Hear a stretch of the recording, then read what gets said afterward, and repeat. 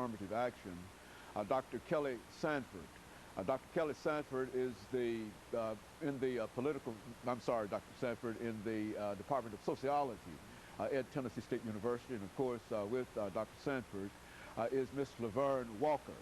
Ms. Walker is a former affirmative action officer, and of course Dr. Sanford and Ms. Walker, let me welcome both of you to the show this morning. Thank you so much.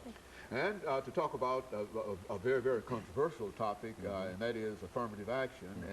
But I think that we'll have an opportunity today with the knowledge that the two of you bring to this particular topic to talk about how this whole idea of affirmative action, that is having what might be called a level playing field, how this whole concept evolved. And Dr. Sanford, let's start off by having you, and then after you, Ms. Walker, to give us some information about your background, your education, and some of the things that were important in terms of bringing you here, and as well as Ms. Walker, and then we'll get into affirmative action and how it has evolved.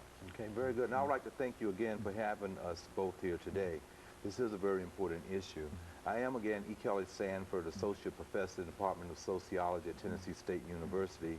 And prior to being there, I was at Austin Peay, actually the chair of the Department of Sociology there at the University of Montana prior to that, and did a postdoc at Pennsylvania State University. I'm very proud of getting my doctorate degree at Howard University and then out of North Carolina Central University.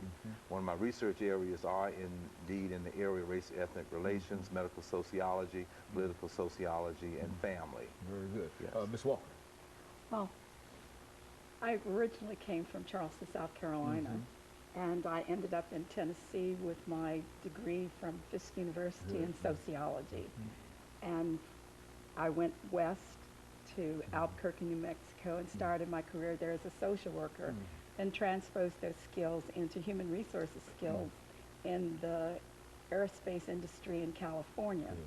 I rose from employment representative to employment administrator to manager of equal employment opportunity, affirmative action, diversity there at Northrop Grumman. And leaving Northrop Grumman, I came to Clarksville to be the director of affirmative action there at the university.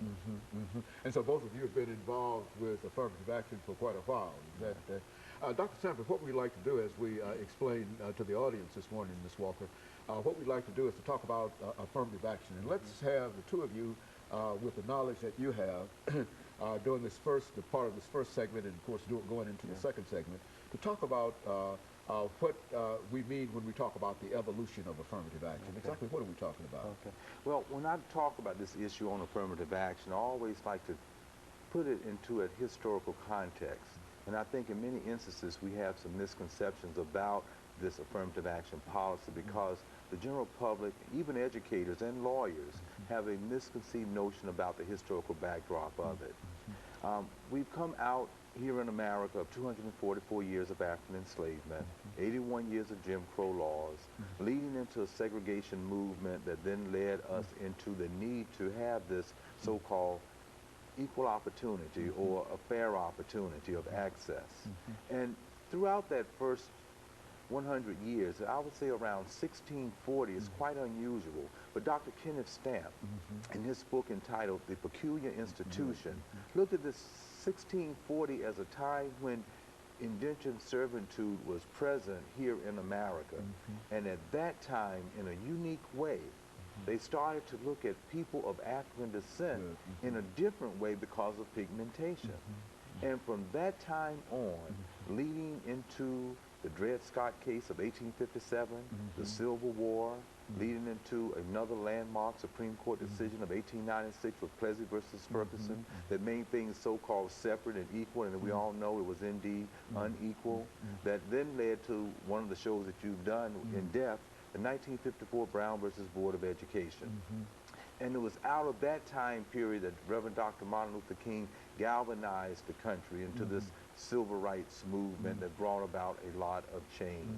And with that, people were coming to the table, trying to give some thought to how can we give some type of opportunity to those that had historically been denied opportunity.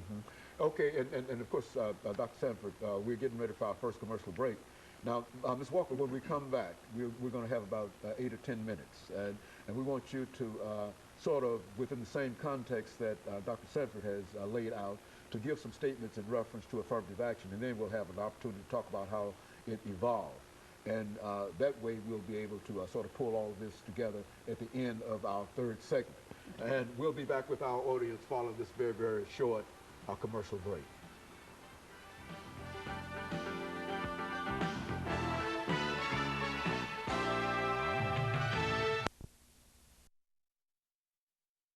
Is the evolution of